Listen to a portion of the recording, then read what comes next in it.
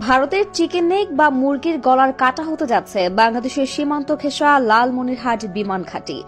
বাংলাদেশের সর্বাধুনিক এবং এশিয়ার বৃহত্তম বিমান ঘাঁটি হিসেবে প্রস্তুত হচ্ছে লালমনিরহাট, যা নিয়ে এর মধ্যেই আপত্তি জানিয়েছে ভারত।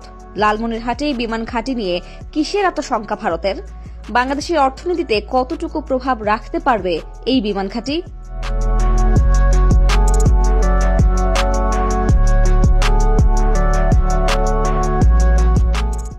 লালমনিরহাট বিমান ঘাঁটির ইতিহাস বেশ পুরনো।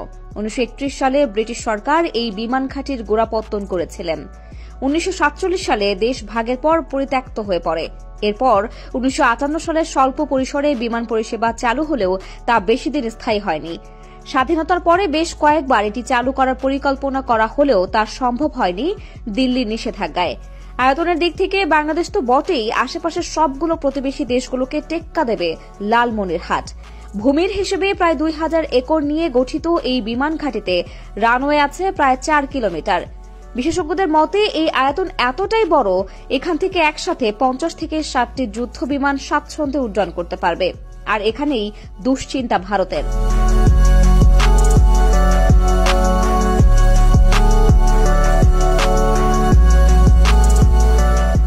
ভৌগোলিক কারণেই শঙ্কার যথেষ্ট যৌক্তিকতা রয়েছে ভারতের। কারণ লালমনিরহাট বিমান ঘাঁটি থেকে ভারতের চিকেন নেক খ্যাত শিলিগুড়ি করিডোর মাত্র 12 কিলোমিটার দূরে অবস্থিত, যেখানে চিকেন নেকের সবচেয়ে কাছের ভারতীয় বিমান ঘাঁটিটিও প্রায় 120 কিলোমিটার দূরে। যুদ্ধকালীন পরিস্থিতির সূচনা হলে এই বিমান ঘাঁটি ধ্বংস করার মতো কোনো রাস্তা থাকবে না ভারতের। ভারতীয় বিমান ঘাঁটি থেকে বিমানে পৌঁছানোর আগেই চিকেন নেক এর নিয়ন্ত্রণ নিতে পারবে বাংলাদেশ বিমান বাহিনী।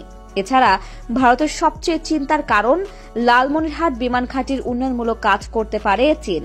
অরক্ষিত সীমান্তের এত কাছে ঘোর শত্রু চীনের তৈরি বিমান ঘাঁটি যে কতটা অনিরাপদ হতে পারে ভারতের জন্য, তা অনুধাবন করতে পারছে নরেন্দ্র মোদী।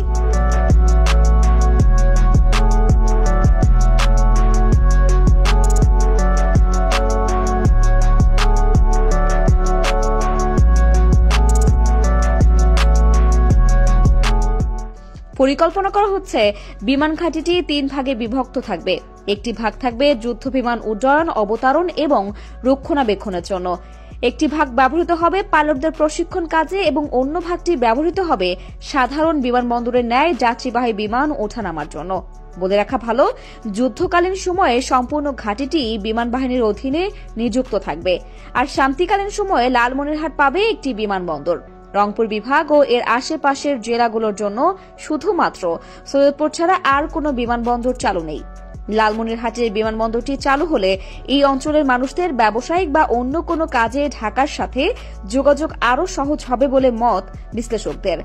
ভারতের কিছু অঞ্চল, এমনকি নেপাল ও ভুটানের কিছু অঞ্চলের সাধারণ মানুষও এই বিমানবন্দর থেকে ট্রানজিট সুবিধা নিতে পারবে, যা হতে পারে বাংলাদেশের বৈদেশিক আয়ের বাড়তি মাধ্যম।